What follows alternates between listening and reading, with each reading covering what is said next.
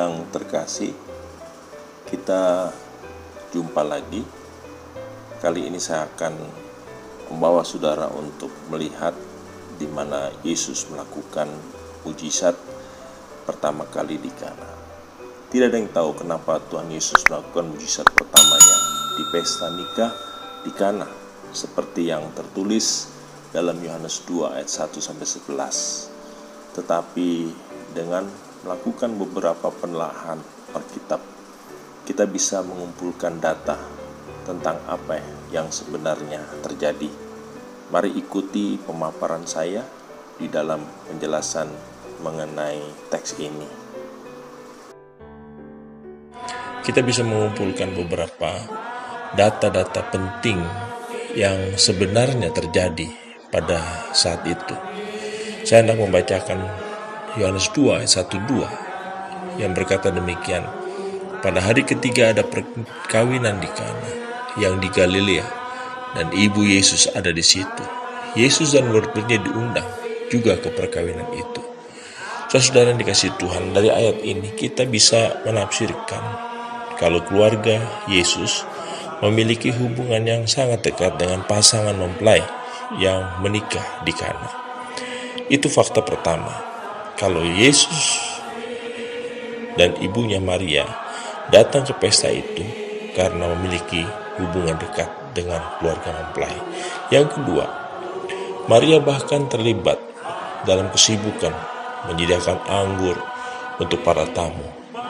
Fakta selanjutnya membuktikan kalau semua keluarga Yesus juga turut hadir di pernikahan itu.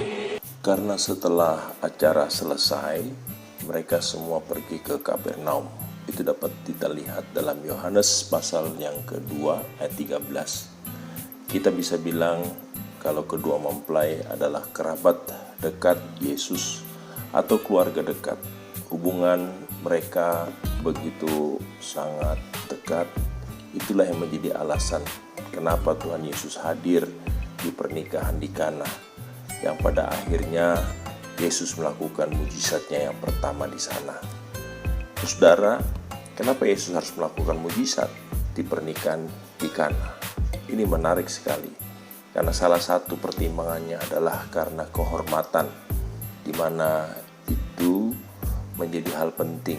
Kehormatan keluarga sangat penting, karena biasanya pernikahan orang Yahudi itu dilaksanakan selama 7 hari. Selama itulah keluarga mempelai harus menyediakan makan dan anggur untuk dihidangkan bagi para tamu yang hadir. Ketepatan persediaan anggur di pesta nikah kali ini sudah sangat menipis, sementara tamu-tamu terus berdatangan. Kalau saja para tamu tak kebagian anggur itu, bisa jadi nama baik keluarga akan dipertaruhkan dan akan tercoreng. Untuk itulah Yesus diminta untuk melakukan mujizat. Untuk menghindari hal itu, maka Maria akhirnya membujuk Yesus untuk melakukan mujizat. Dia meyakini bahwa nama baik keluarga sedang dipertaruhkan dalam situasi itu, dan Yesus harus bertindak. Seperti kita ketahui bahwa plan Yesus sudah dimulai sejak dia menerima baptisan dari Yohanes. Itu dapat kita lihat dalam Matius 3 ayat 16-17, Markus 1 ayat 9 dan 12.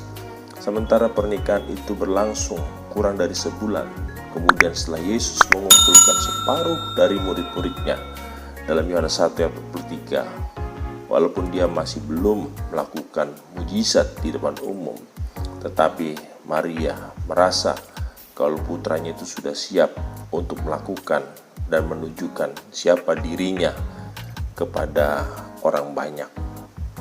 Yang menarik saudara, dari mujizat Yesus yang pertama ini adalah dia rupanya membuat anggur dengan kualitas terbaik yang pernah ada. Yohanes 2 ayat 10 menjelaskan hal itu. Kualitas anggur itu bahkan membuat sang tuan rumah takjub. Mujizat itu juga membuat murid-muridnya terkesan dengan kemampuan ilahi yang ada di dalam diri Yesus, sehingga mereka semakin percaya untuk mau mengikut Dia. Mujizat Yesus dengan mengubah air menjadi anggur mungkin adalah tanda yang paling signifikan dari keilahiannya. Yeremia sendiri sudah berbuat bahwa kehadiran Yesus akan membuat banyak orang bersuka cita karena Sang Mesias melakukan mujizat-mujizat yang menakjubkan.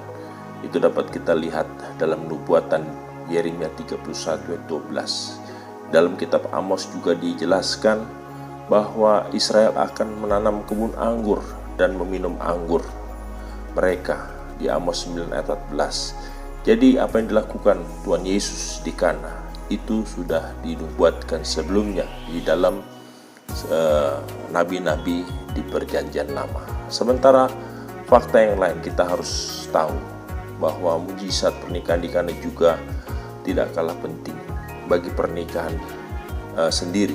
Yesus membuktikan kalau kehadirannya jadi awal sejarah dari disahkannya pernikahan. Dengan kata lain, Yesus memateraikan pernikahan untuk pertama kalinya dengan mujizatnya. Cinta dan sukacita yang melekat dalam sebuah pernikahan adalah karakteristik pelayanan Yesus Kristus. Dia sendiri mencoba menyampaikan bahwa dia datang karena cinta. Yohanes 3 ayat 16. Yesus datang oleh karena kasih dan membawa sukacita bagi semua orang yang percaya.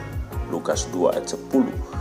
Yesus juga memilih pernikahan di Kana sebagai tempat melakukan mujizatnya. Pertamanya, karena pernikahan adalah hal yang penting, umum dilakukan di setiap budaya. Dia mau supaya semua pasangan, suami istri percaya bahwa bersama dengan Yesus, perjalanan pernikahan akan selalu diberkati. Bahwa dalam situasi paling buruk sekalipun, seperti kekurangan anggur, kondisi ekonomi yang mengkhawatirkan, dan sebagainya, dengan kemampuan supranaturalnya, Yesus mau supaya kita selalu percaya kepada Dia di kehidupan kita sehari-hari, sehingga kita sungguh membuka diri kita kepada Tuhan di dalam kehidupan keluarga kita. Kiranya mujizat yang Yesus dilakukan di Kana menjadi sesuatu hal yang perlu kita renungkan dan kita sungguh-sungguh hayati, bahwa keluarga adalah hal yang penting di mata Tuhan. Kiranya melalui renungan firman Tuhan ini boleh menjadi berkat bagi kita semua, dan kita makin sungguh-sungguh maju di dalam Tuhan. Bukan kita sendiri, tetapi semua anggota keluarga, mulai dari bapak, istri, dan anak-anak. Kiranya nama Tuhan dipermuliakan sampai selama-lamanya. Amin.